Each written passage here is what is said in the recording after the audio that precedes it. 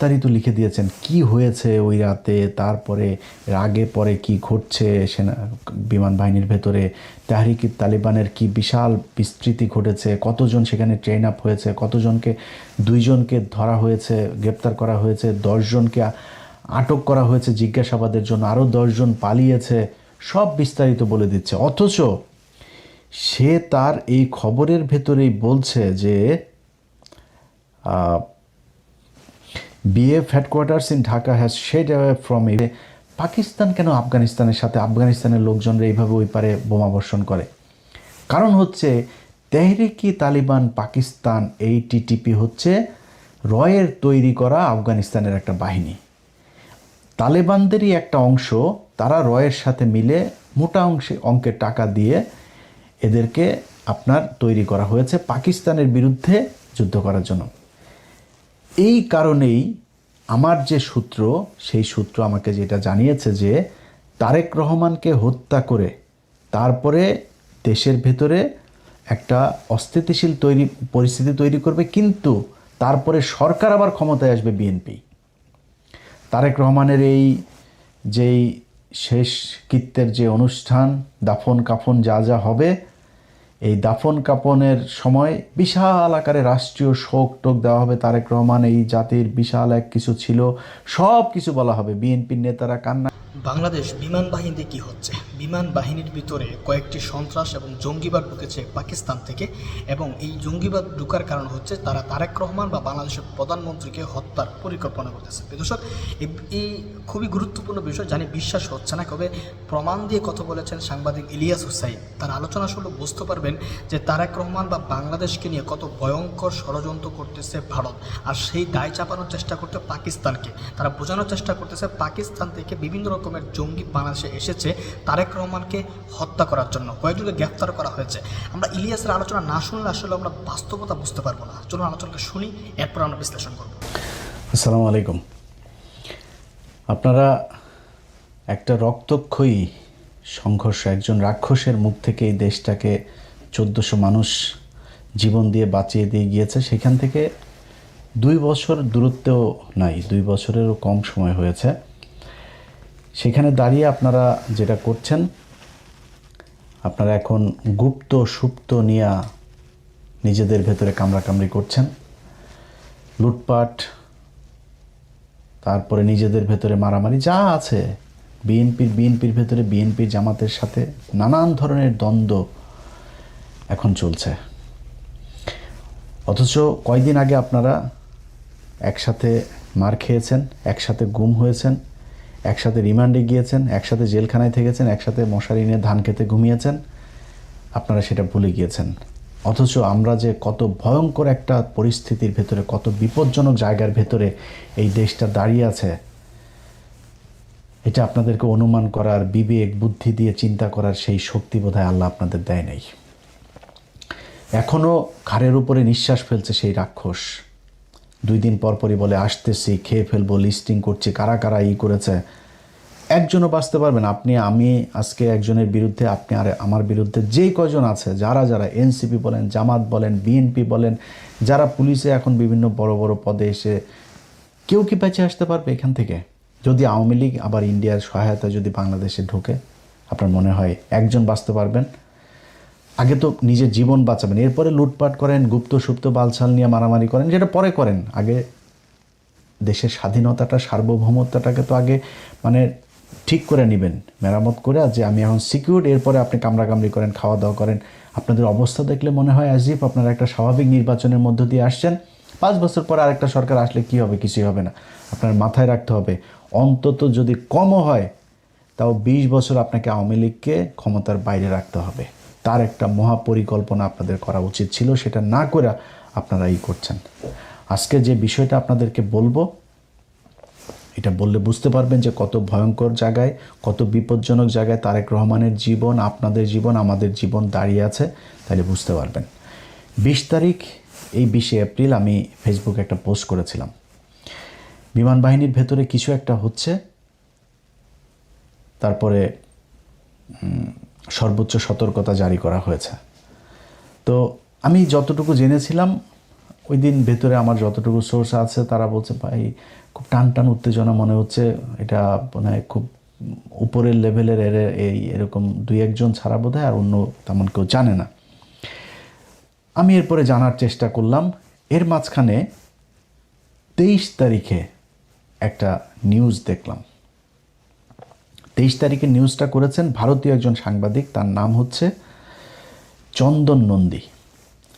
চন্দন নন্দী 23 তারিখে নিউজে বলেছেন যে Bangladesh air force on high alert after raids net many airman for links with Tehriki Taliban Pakistan TTP.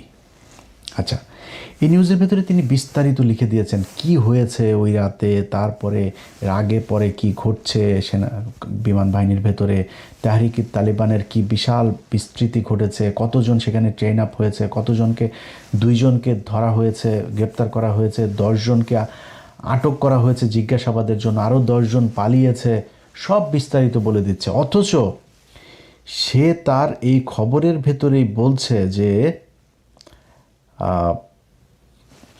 BF headquarters in Dhaka has shied away from even acknowledging the raids and consequent arrest, detention and escapes. মানে ওর খবর, ওর এটার ভিতরে আপনারা north ওয়েস্টের ওই পোর্টালে গেলে তারপরে দেখতে পারবেন, ওর খবরের ভেতরেই বলছে যে BF হেডকোয়ার্টার্স মানে বাংলাদেশ এয়ারফোর্সের হেডকোয়ার্টার্স এই ঘটনা নিয়ে সেটা তারা অ্যাকনোলেজিংও করছে না অ্যাবাউট কোনটা, অ্যারেস্ট, ডিটেনশন এবং এসকেপ। এই রেড দেওয়ার পরে যা ঘটেছে সেই কনসিকুয়েন্ট তারা প্রকাশ করে নাই, সে নিজে বলছে। অথচ তিনি জেনে গিয়েছেন, তিনি জানলেন কিভাবে? এটা হচ্ছে কোশ্চেন। আচ্ছা, বাংলাদেশের সেনাবাহিনীর কোনো কিছু হওয়ার আগেই এই নর্থ ওয়েস্টের কাছে চলে যায়, এই চন্দন নন্দীর কাছে। চন্দন নন্দী মূলত ভারতীয় গোয়েন্দা সংস্থার একটা মুখপাত্রের মতো আচরণ করে, ওখান থেকে যেসব সূত্রে খবর টবর পায় এগুলোই সে মূলতই করে। তার খবরের একটা বিরাট অংশ জুড়ে বাংলাদেশ সেনাবাহিনীর ভেতরে ওয়াকার পাত দিলেও ওই গন্ধ পায়, এরকম অবস্থা। তো উনি কিভাবে জানলেন? BF এয়ারফোর্স হেডকোয়ার্টার এটা বলেন, সে নিজে বলছে তারা নিজেরাই মুখ খোলে নাই এই কারা কি হয়েছে, এই রেডের পরে কাদেরকে ধরা হয়েছে কি করা, অথচ সে সংখ্যা বলে দিচ্ছে যে 2 জনকে গ্রেপ্তার করা হয়েছে, 9 জন বা 10 জনকে জিজ্ঞাসাবাদের জন্য ধরা হয়েছে, আরও 9-10 জন পালিয়েছে, সেসব বলে দিচ্ছে। কিভাবে জানলো? এবার আসেন, বাংলাদেশের একজন, আমি চন্দন নন্দীর এখানে আরেকবার আসতে হবে, তার আগে বাংলাদেশের একজন সাংবাদিক আছেন জুলকারনাইন সায়ের খান সামি ভাই ওইটার পরপরই তিনি একটা পোস্ট করেছেন। তিনার পোস্টটা হচ্ছে, বিগত অন্তর্বর্তীকালীন সরকার 1.5 বছরে বাংলাদেশের জাতীয় নিরাপত্তার এমন কিছু ক্ষতি সাধন করেছে যা অবর্ণনীয়। বিভিন্ন উগ্রবাদী গোষ্ঠীকে এক প্রকার ফ্রি রাইড দিয়ে দেশে নিরাপত্তা ব্যবস্থার অভ্যন্তরে এমন এক ঘুণপোকার চাষ তারা করার চেষ্টা করেছে, যখন তা সামনে আসবে তখন তাদের প্রতি ঘৃণায় আপনার মন বিষিয়ে উঠবে। এটা বললে আপনি পুরোপুরি বুঝবেন না কি বুঝাইতে চাচ্ছেন উনি ওইখানে ওই পোস্টে একটা পিন কমেন্ট পাঠিয়েছেন। তো আমাকে পোস্টটা যিনি পাঠিয়েছেন, পাঠানোর পরে আমার ভাই কী হয়েছে, এটা কী লিখছে, ঠিকই তো আছে।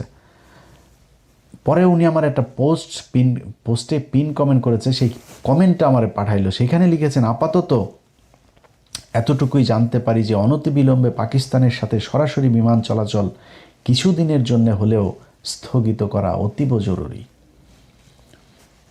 এইটাই হচ্ছে গিয়ে মূল পয়েন্ট, যে পাকিস্তান এখানে কোত্থেকে আসলো, তেহরিকে তালিবান পাকিস্তান কারা, চন্দন নন্দীর কাছে খবর কেমনে গেল, সেই খবর ওই দিনই আবার নবনীতা চৌধুরীর কাছেও গেল। নবনীতা চৌধুরীও কিন্তু এই চন্দন নন্দীর এইটারই মূলত উনি বাংলায় ট্রান্সলেট করে উনি একটা ভিডিও বানিয়েছেন।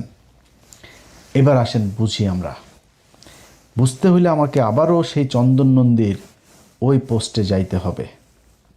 আচ্ছা, চন্দন নন্দী 2টা নিউজ করেছে, একটা 23 তারিখ আর একটা 26 তারিখে, 2 দিন আগে। আচ্ছা, তিনি একটা কথা বলেছেন যে the information related to the TTP, মানে ওই তেহরিক তালিবান পাকিস্তান, যেটা network among BF personal spread after Pakistani authorities informed Bangladeshi officials.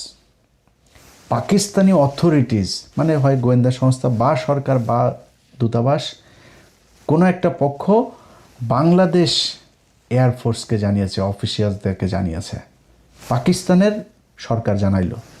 বুঝেন, কিন্তু খুব হিসাব করে বুঝেন। পাকিস্তানের সরকার বাংলাদেশ সরকারকে জানাইলো তেহরিকি তালিবান পাকিস্তানের লোক তোমার এয়ারফোর্সের ভেতরে আছে, তাদেরকে তাড়াতাড়ি ধরো। আচ্ছা, জুলকারনাইন সামি বলল যে পাকিস্তানের সাথে প্লেন যোগাযোগ তাড়াতাড়ি বন্ধ করো। আচ্ছা, পাকিস্তান থেকে তাহরিকে তালেবানের পাকিস্তানের, তাহলে বাংলাদেশে যে এয়ারপোর্ট এটা বন্ধ করার মানে কি? মানে হচ্ছে যে বন্ধ করলে এই যে ডিরেক্ট ফ্লাইটে তাড়াতাড়ি সব তাহরিকে তালিবান পাকিস্তানের লোকজন বাংলাদেশে আসতেছে, এই জন্য উনি চান তাড়াতাড়ি পাকিস্তানের সাথে বিমান যোগাযোগ বন্ধ হোক। এবার আমরা চলেন বুঝি তেহরিকি তালিবান পাকিস্তান এরা আসলে কারা। এটা বুঝলে আপনি বুঝবেন আসল ঘটনাটা কি। তেহরিকি তালিবান পাকিস্তান কয়েকদিন আগে দুইটা ছেলে এদের সাথে গিয়ে যোগ দিয়েছিল, পাকিস্তানের মিলিটারির সাথে যুদ্ধ করেছে। একজনের নাম ফয়সাল, আরেকজনের নাম জুবায়ের। ফয়সাল এবং জুবায়ের দুইজনই বাংলাদেশি নাগরিক, কিন্তু পরে জানা গেল দুইজনই হিন্দু মুসলমান নাম দিয়ে তারপরে তারা সেখানে গিয়ে এদের সাথে যুক্ত হয়েছে। সেটা নিয়ে যদিও এই সরকারের খুব বেশি বিশ্লেষণ এটা নিয়ে আমাদের কোনো কিছু জানানো হয়নি, খুব গোপনীয়ভাবে রাখা হয়েছে। বরং পাকিস্তান যতটুকু সম্ভব তারা সেটাকে প্রচার করেছে, এবং পাকিস্তান মাঝখানে বাংলাদেশের সাথে ভিসা প্রক্রিয়া খুব সহজ করেছিল। এখন কিন্তু ওদের এখানে যাইতে গেলে আবার কয় টাকা ফি দেওয়া, একটা বিরাট তৈরি করেছে তারা। তো আমি কিছু রোগী আপনার থাইল্যান্ড, তারপরে চীন, আমার পরিচিত একজন, তারা এরকম পাঠায়। পাকিস্তানেও কিছু রোগী পাঠানো হয়েছে। পাকিস্তানের ট্রিটমেন্টের ব্যবস্থা কিন্তু খুব ভালো, আপনারা খুবই মানে অল্প খরচে খুব ভালো মানের চিকিৎসা পাইতে পারেন। তো আমি কিছু লোকজনকে পাঠিয়েছিও আমার ওই এজেন্সির মাধ্যমে। তো ওরা আমারে বললো যে ভাই এখন ভিসার একটু কড়াকড়ি করেছে। তো তারা আবার এমবেসির সাথে কথা বলে জানলো যে আমাদের দেশ থেকে জঙ্গি যাচ্ছে পাকিস্তানে, গিয়ে সেখানে পাকিস্তানের ভেতরে অভ্যন্তরীণ এই শৃঙ্খলা নষ্ট করছে। এই তেহরিকি তালিবান পাকিস্তান শ্রীলঙ্কার যে বাসে হামলা হয়েছে সেটার সাথে জড়িত, ক্রিকেট দলের উপরে হামলা হলো না, ওটার সাথে জড়িত। কয়েকদিন আগে পাকিস্তানের নিরাপত্তা বাহিনীর সাথে যে গ্যাঞ্জাম হইল সেটার সাথে জড়িত। এইটারে বুঝতে হইলে যে তেহরিকি তালিবান পাকিস্তান কেন পাকিস্তানের সাথে লাগে, এটা বুঝতে হইলে, এটা কারা, এটা বুঝতে হইলে আপনাকে কয়েকদিন আগে যে আফগানিস্তানের সাথে পাকিস্তানের যুদ্ধ হইল না, আপনারা অনেকেই অবাক হন না যে পাকিস্তান কেন আফগানিস্তানের সাথে, আফগানিস্তানের লোকজনরা এইভাবে ওই পারে বোমা বর্ষণ করে। কারণ হচ্ছে তেহরিকি তালিবান পাকিস্তান, এই টিটিপি হচ্ছে রয়ের তৈরি করা আফগানিস্তানের একটা বাহিনী। তালেবানদেরই একটা অংশ, তারা রয়ের সাথে মিলে মোটা অঙ্কের টাকা দিয়ে এদেরকে আপনার তৈরি করা হয়েছে পাকিস্তানের বিরুদ্ধে যুদ্ধ করার জন্য। এখন ওরা উর্দুতে কথা বলে, ওরা বেলুচ ভাষায় কথা বলে, ওরা দাড়ি টুপিওয়ালা, ওরা পাকিস্তানের মতো দেখতে। ওরা আমেরিকার সাথে আফগানিস্তানের যুদ্ধ শুরুর পর থেকে 20 বছর ধরে প্রায় 10 লক্ষ আফগানি পাকিস্তানিরা জায়গা দিয়েছে। তাদের এখন ওইখানে দোকানপাট আছে, তারা এখানে থাকে খায়। পাকিস্তান তাদেরকে নাগরিকত্ব দিয়েছে, কিচ্ছু বলে না। ওদেরকে দিয়ে পাকিস্তানের বিরুদ্ধে যুদ্ধ করাইতে খুব সুবিধা হয়। এই জন্য এদেরকে ট্রেন আপ করেছে, করে তারপরে তাদের সাথে যুদ্ধ করায়। আপনারা এই পর্যায়ে এইটুকু বুঝেন যে তেহরিকি তালেবান পাকিস্তান টিটিপি হচ্ছে পাকিস্তানের রাষ্ট্রের বিরোধী একটা জঙ্গি সংগঠন।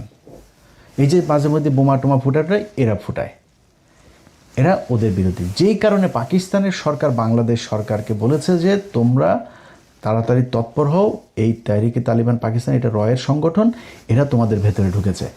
এইবার কোশ্চেন হচ্ছে তেহরিকি তালিবান পাকিস্তান বানাইলো পাকিস্তানের সাথে যুদ্ধ করার জন্য পাকিস্তানের ভেতরে, কিন্তু আমাদের দেশে কেন পাঠিয়েছে? এইটা হচ্ছে গিয়ে মূল বিষয়। এইটা বুঝতে পারবেন যে আপনি কত বিপদে আছেন, আপনার তারেক রহমান কত বিপজ্জনক জায়গায় দাঁড়িয়ে আছে, আমার পুরো দেশের সার্বভৌমত্ব কতটা বিপজ্জনক জায়গায় দাঁড়িয়ে আছে। বাংলাদেশের এই এয়ারফোর্সের ভেতরে তাদের এইটা ঢুকানোর পেছনে গেল 6 মাস ধরে তারা কাজ করছে। আপনারা ওর আর্টিকেলটা পড়লেই সব দেখতে পারবেন। সেখানে 6 মাসেরও বেশি সময় ধরে তারা কাজ করছে। আপনার জহুরুল ইসলাম যে এয়ারবেজ আছে চিটাগাংয়ে, সেখানে মসজিদের ইমামকে এই তেহরিকি তালিবান পাকিস্তানের একজন এজেন্টকে ঢোকানো হয়েছে, মসজিদের ইমাম সে। এখন বাংলাদেশকে কেন টার্গেট করা হলো সেটা বুঝতে কয়েকদিন আগে ভারতের আরেকজন সাংবাদিক আর একজন সেনাবাহিনীর কর্মকর্তা, রিটায়ার্ড একজন কর্মকর্তা, দুইজন একটা কথা বলেছিল যে তারেক রহমান ভারতের সাথে যে কথা দিয়ে বাংলাদেশে ঢুকেছিল লন্ডন থেকে, সেই কথা তারেক রহমান শুনছেন না। এটা কিন্তু সত্যি কথা। তারেক রহমান ভারতের সাথে তার একটা মিটিং হয়েছে, একটা না একাধিক মিটিং হয়েছে তার, এবং সেখানে সে এই কথাগুলো বলে এসেছে যে হ্যাঁ আমরা তোমার কথা শুনবো। এখন আপনি বলবেন তারেক রহমান কি এই তাহলে খারাপ কাজ করেছে, এটা মানবেন না? তারেক রহমান খারাপ কাজ করে নাই। এর কারণ হইল গিয়া খালেদা জিয়া যখন 111 সরকারের সময় জেলে ছিল, শেখ হাসিনার আগে এই জেনারেল মাসুদ টাসুদ এরা আগে গিয়েছিল খালেদা জিয়ার কাছে যে ম্যাডাম আমরা আপনাকেই চাই ক্ষমতায় আনতে, আমাদের এই 111 সরকারের এই জিনিসগুলো আপনি ইমডিউনিটি দিবেন এবং আমাদের এই জিনিসগুলো মেনে নেবেন। খালেদা জিয়া তো একরকম মানুষ, এসব দানাই পানায় বুঝে না। বলছে যে তোমার কাজ ক্যান্টনমেন্টে, তুমি এখানে রাজনীতি করতে আসছো কেন? এটা তোমার কাজ, যাও বেরো। একদম স্ট্রেট কার্ড বের করে। এগুলো আপনার এই যে প্রণব মুখার্জির বইতেও লেখা আছে। খালেদা জিয়া মানে নেয়, না মানাতে কী হয়েছে, 111-এর পুরো ক্রেডিট উপভোগ করেছে শেখ হাসিনা। সে ক্ষমতায় আসলো, ইন্ডিয়ার কথা শুনলো, শুনে তারপরে খালেদা জিয়া শুনে নাই। খালেদা জিয়া ওই দিন যেটা করতে পারতো, ওদের কথা শুনে ক্ষমতায় এসে তারপরে বিট্রে করতে পারতো। তারেক রহমান ঠিক ওইটাই করেছে আমার বিশ্বাস।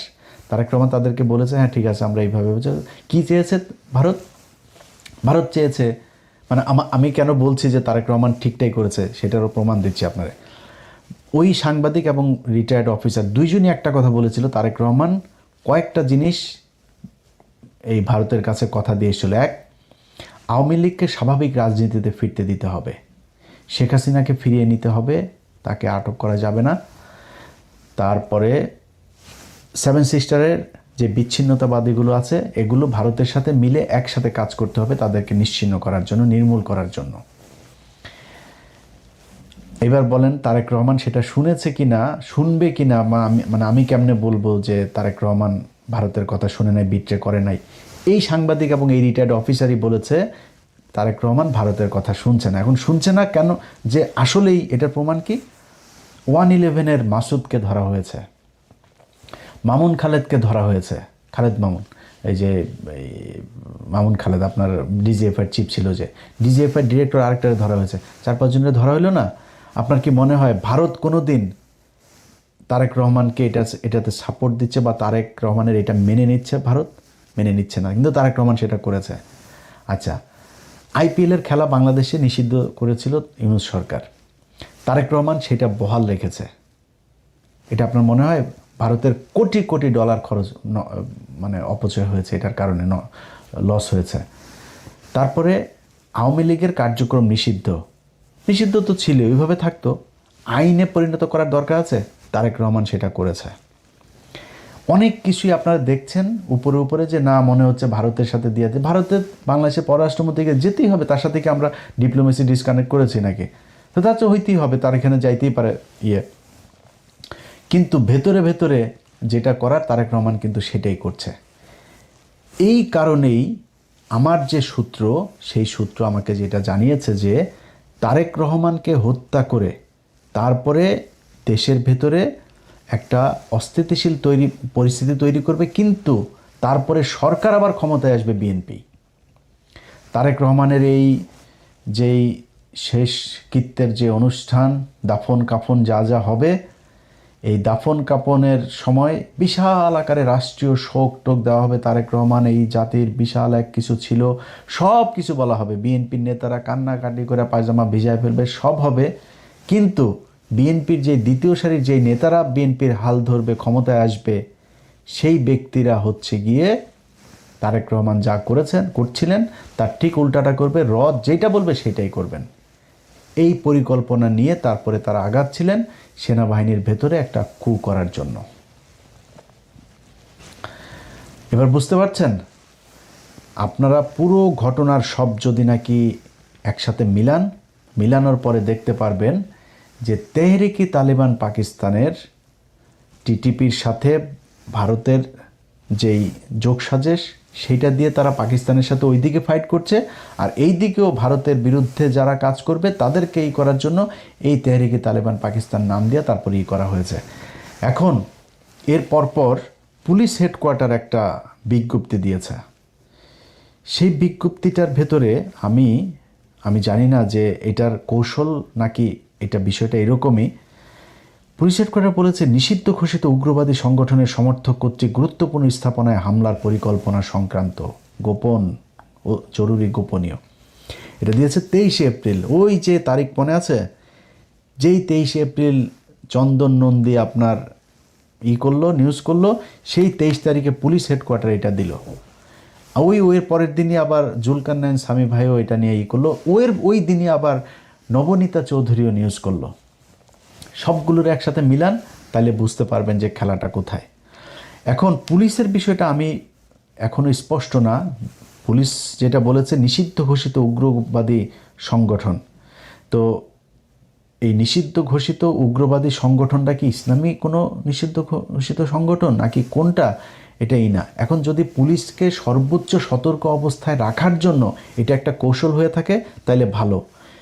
বাট আমি সরকারের সব পর্যায়কে একটা জিনিস বলবো, সিটিটিসির যিনি আছেন প্রধান, এই মাল কিন্তু রয়ের মাল। অতএব এখানে আবার তার আলোচনাও কয়দিন ধরে হচ্ছে। সে তার বক্তব্যের প্রেক্ষিতে বা তার তথ্যের প্রেক্ষিতে যদি এই জঙ্গি সংগঠন, উগ্রবাদী সংগঠনের হামলার নাশকতার এই আওয়ামী লীগের মতো যদি ছক সাজানোর কথা বলে থাকেন, তাহলে কিন্তু বিপদে বিএনপি আরেকবার পড়বেন। তা আপনারা আব্দুর রহমান, বাংলা ভাই, এই খালেদা জিয়া তাদেরকে বিচার করেছে, এই খালেদা জিয়ার সব জঙ্গিদেরকে ধরেছে, অথচ সেই জঙ্গির সব আপনার কনসিকুয়েন্স বহাইতে হয়েছে কাদেরকে? এই তারেক রহমান আর খালেদা জিয়াকে। বিএনপি এখন পর্যন্ত আমেরিকায় নিষিদ্ধ আপনার জঙ্গি সংগঠন, সন্ত্রাসী সংগঠন। তো আপনাদের যদি নাকি এখন এই মুহূর্তে যদি এই জঙ্গিদের নাম দিয়ে যদি আপনারা অভিযান পরিচালনাও করেন, না করে যদি সেইটারে নির্মূলও করেন, এটা যদি অ্যাকনলেজ করেন যে হ্যাঁ আমরা এটা মেনে নিলাম এই দেশে জঙ্গি আছে এবং আমরা জঙ্গি মারছি, এটাও কিন্তু আপনাদের বুমেরাং হবে। মানুষ জানবে, পৃথিবীর অন্য দেশগুলো, বিদেশিরা জানবে যে বাংলাদেশে এই যে এতদিন ভালো ছিল, এখন তারেক রহমান আসার পরে এই যে জঙ্গি আবার বেড়ে গিয়েছে। সো আপনাকে সরাসরি স্বীকার করতে হবে তারেক রহমান যে আপনার শত্রু কারা। এই টিটিপির নামে এই দেশে আপনাকে হত্যা করার জন্য, বাংলাদেশে অস্থিতিশীল পরিস্থিতি তৈরি করার জন্য এই করেছে, এটা পৃথিবীকে জানাইতে হবে। যদি আপনি আবারও সেই জঙ্গি খেলা, শেখ আব্দুর রহমান ইসলামের কেউ না, বাংলা ভাই ইসলামের কেউ না, কিন্তু তাদেরকে ইসলামী জঙ্গি সংগঠন হিসাবে আপনি করেছেন। আপনার তখনই কন্ডেম করা উচিত ছিল যে না, এরা মুসলমান, এটা করে না, ইসলাম কোরআন হাদিস এটা বলে নাই কখনোই, এদেরকে আমরা মুসলমান ইসলামী সংগঠন মনে করি না। আজকে তেহরিকে তালেবান পাকিস্তানের আপনি ইসলামী সংগঠন মনে করবেন? যারা প্রতিদিন পাকিস্তানে এইখানে ওইখানে বোমাবাজি করে, পাকিস্তানের সাথে যারা মারামারি করে, যারা পাকিস্তান আফগানিস্তান দুইটা দেশের ভেতরে এরকম যুদ্ধ বাঁধিয়ে দিয়েছে, তাদেরকে আপনি মুসলমান মনে করবেন? এরা মুসলমান না। আমাদের দেশে যারা এই তাহরিকে তালেবান পাকিস্তানের নামে যারা করছে, এরাও মুসলমান হইতে পারে না। এটা আপনাকে সরাসরি বলতে হবে যে যুদ্ধ যদি করেন, সেই 10 ট্রাক অস্ত্র মামলার দিন যারা কিনা যেই পুলিশের সার্জেন্ট হোক, টিআই হোক আর যেই হোক, এই অস্ত্র যারা ধরেছিল, সেই অস্ত্র তাদেরকে নাই করে দেওয়া উচিত ছিল।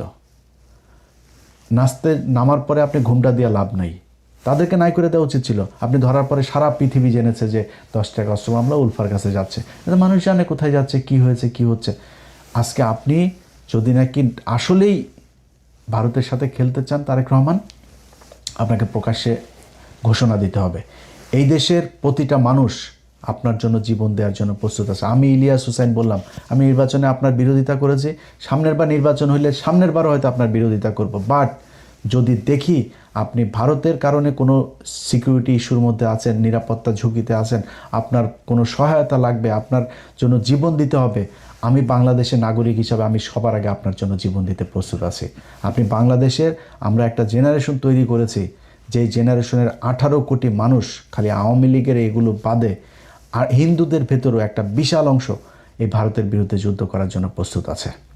সো আপনাকে ঘোষণা দিতে হবে যুদ্ধটা কি বেঁধেছে, কাদের সাথে যুদ্ধ, এটা আপনাদের বলতে হবে। না হইলে এই যে স্বামী ভাইয়ের মতো এরকম কিছু লোকজন, চন্দন নন্দীর মতো এদের এদের এরকম কিছু লোকজন কি করবে, একটা ঘটনাকে অন্যদিকে, পুরো ঘটনাটা হইল গিয়া পাকিস্তান আমাদেরকে বাঁচাইলো, পাকিস্তান তাদের গোয়েন্দা সংস্থা আমার দেশের সেনাবাহিনীর বালবাহিনীর এরা খবর পায় না, পাকিস্তানি গোয়েন্দা সংস্থা আমাদেরকে জানাইলো, তারেক রহমানের জীবন বাঁচাইলো, সরকার পতন ঠেকাইলো। অথচ আমরা এখন বলছি কি বিমান চলাচল নিষিদ্ধ করতে হবে পাকিস্তানের সাথে। পাকিস্তানকে বাংলাদেশের সব ধরনের সিকিউরিটি, তারেক রহমানের সিকিউরিটি পর্যন্ত পাকিস্তান থেকে নেওয়া উচিত, চীন থেকে নেওয়া উচিত, আমেরিকা থেকে, টার্কি থেকে, যারে দরকার হয়। ভারতকে আপনার মোকাবেলা করার জন্য যেটা দরকার হয় আপনি সেটা করতে হবে। আমার কোনো সমস্যা নেই, আমেরিকার সাথেও কোনো সমস্যা নেই, চীনের সাথে নেই, পাকিস্তানের সাথে নেই, টার্কির সাথে, কারোর সাথে নেই। আমার সমস্যা ভারতের সাথে, এইটা আপনাকে বুঝতে হবে। যদি আপনি সরাসরি এইভাবে না বলেন, এই গোজামিল দিয়া এইভাবে পুলিশের কিছু জাউরাগুলো তো আছে এখনও, সেনাবাহিনীর এই যে ওয়াকার বাহিনী আছে, এই ওয়াকার বাহিনী দিয়া তারপরে মানুষের মাঝে বিভ্রান্তি তৈরি করবে। পৃথিবীর কাছে আপনি যেটাই জানেন আর না জানেন, কিন্তু এই যে লেখালেখি, এই যে চন্দন নন্দীর যেই লেখা, তারপরে মিডিয়াতে যা আসবে, এই যে পুলিশের যে হেডকোয়ার্টার থেকে যেটা দেওয়া হলো, এটা কি প্রতিটা দূতাবাসে যায় নাই? প্রতিটা দূতাবাসে এটার খবর পায় নাই? কি জানলো, মেসেজটা কি গেল তাদের কাছে যে বাংলাদেশে আবারও জঙ্গি মাথা চারা দিচ্ছে। এই বাংলাদেশে গেল 2 বছরে কোনো দিন তো জঙ্গি হামলা হইল না। হাসিনা না থাকলে নাকি এই দেশে জঙ্গি দিয়ে ভরে যাবে, কই জঙ্গির কোনো কিছু তো আমরা দেখলাম না, এখনও তো জঙ্গি নাই। এত মানুষ মারলেন, সেই মানুষগুলোরে যে খামাখা ফাও মারলেন, এই মানুষগুলো তো নিষ্পাপ, নির্দোষ মানুষগুলোকে জঙ্গি বানায় তারপরে করা হইলো। অতএব বিএনপির কাছে অনুরোধ থাকবে, আল্লাহর ওয়াস্তে এই জঙ্গি খেলা বন্ধ করেন। ভারতের সাথে যে যুদ্ধ করছেন এটা সরাসরি প্রকাশ করেন, সরাসরি প্রকাশ করে তারেক রহমান আপনি দরকারে আপনার যেই সিকিউরিটি দরকার, খালি এয়ার ডিফেন্সটা আপনি ঠিক করেন, এই দেশের মানুষ আপনাকে নিরাপত্তা দিবে। যদি খালি এটা আপনি প্রকাশ করতে পারেন যে ভারতের সাথে আপনি খেলছেন, মানুষ আমি ইলিয়াস বললাম, আমি প্রথম বিমানের টিকিট কাটবো যেদিন বুঝবো যে বিএনপি ভারতের সাথে লেগেছে। আল্লাহর কসম করে বললাম, আমি প্রথম ব্যক্তি হব বিদেশ থেকে প্লেনের টিকিট কেটে বাংলাদেশে ঢুকবো ইনশাল্লাহ। যাই হোক, সবশেষ যারা এই যে গুপ্ত সুপ্ত টুপ্ত এইসব নিয়ে গ্যাঞ্জাম করছেন, আপনাদের কাছে অনুরোধ থাকবে ভাই, দেশের অবস্থা কিন্তু ভয়ঙ্কর। আপনি এগুলি যদি বাদও দেন, দেশও যদি চালাইতে চান, এই যে তেলের যেই সংকট দেখায় দেয়া গেল, এটার কারণে কি 1-2টা জিনিস হবে? আপনার ফসল নষ্ট হয়েছে, পাট নষ্ট হয়েছে, ধান নষ্ট হয়েছে, ঝড়ে সারা দেশে কালবৈশাখী ঝড় চলছে, এটাতে ব্যাপক ক্ষয়ক্ষতি হয়েছে। সামনে খাদ্য সংকট দেখা দিবে। তেল আপনারা কতদিন এই বেশি দামে কিনতে তার কোনো ঠিক নেই। সামনে আপনি কার কাছ থেকে কে আপনারা তেল দিবে, কার কাছ থেকে নিতে পারবেন, কোন দিক থেকে কী করবেন, আপনার সেগুলির কোনটা কি ঠিক করা হয়েছে জানি না। ভয়ঙ্কর অবস্থা। আপনি বিরোধী দলের সাথে সুপ্ত গুপ্ত কারে নিয়ে একটা পোস্ট করছে, সেটা নিয়ে, আরে ভাই পোস্ট এগুলি আওয়ামী লীগের সারাদিন কাজ, এদের এগুলো নিয়ে এখন গ্যাঞ্জাম বাঁধানো। মনে করেন শিবিরের কেউ একজন করছে, কি হয়েছে রে ভাই, জাইমা রহমানরে নিয়ে মনে করেন বললো, আপনারা এখন জাইমা রহমানরে নিয়ে বলার পরে এত আপনার কষ্ট লেগে গেছে। এই জাইমা রহমানরে একজন মন্ত্রী, সিটিং একজন মন্ত্রী, এই যে মুরাদ কি বলেছিল, এই মন্ত্রী বলেছে জাইমা রহমানের ব্যাপার যা মনে চায় তাই খারাপ ভাষা করে। ওই তখন মন্ত্রীর বাসায় গিয়ে তো হামলা করতে পারেন নাই, তখন তো আপনাদের এত দেশপ্রেমিক জাইমা প্রেমিক লোকগুলির আমরা রাস্তায় দেখলাম না। তারেক রহমানকে এত ভালোবাসেন, তারেক রহমানের মারে এইভাবে 2টা বছর জেলখানায় রেখে মেরে ফেললো, ট্রাক দিয়ে আটকায় রাখলো। এত ভালোবাসা, এত শক্তি কই ছিল সেদিন আপনাদের? একটু দেখাইতেন, তাহলে তো খালেদা জিয়ার জেলখানায় গিয়ে মরতে হয়। খালেদা জিয়া কি মারা গিয়েছে নাকি? তারা হত্যা করা হয়েছে। অতএব একটু ধৈর্য ধরেন। বিরোধী দল একটা কাজ করছে, ওকে, বিরোধী দল যতটুকু সহনশীলতা দেখাচ্ছে এটি রেসপেক্ট করেন। তারা তো আপনার সরকার পতন করতে যাইতে চায়নি। তারা সংসদে দাঁড়ায় তারপর বলছে যে এই জ্বালানির সংকট এটা এই সরকারের সংকট, এটা বৈশ্বিক সংকট। আর কি বলবে একটা সরকারকে, একটা বিরোধী দলের এর চেয়ে বেশি আর কি বলবে? ধৈর্য ধরেন, খুব সাবধানে প্রতিটা স্টেপ ফেলতে হবে। আল্লাহ হাফেজ। দর্শক আলোচনা শুনেছেন, শুনে স্পষ্ট বুঝতে পেরেছেন যে আসলে ঘটনা কী করতেছে। আমরা তো সংসদে পড়ে আছি রাজাকার নিয়ে, গুপ্ত নিয়ে, সুপ্ত নিয়ে, কিন্তু ভিতরে কত ভয়ঙ্কর ষড়যন্ত্র চলছে এখনও, সেটা হয়তো বা আমাদের সংসদ সদস্য বা সরকারও কল্পনা করতে পারেনি।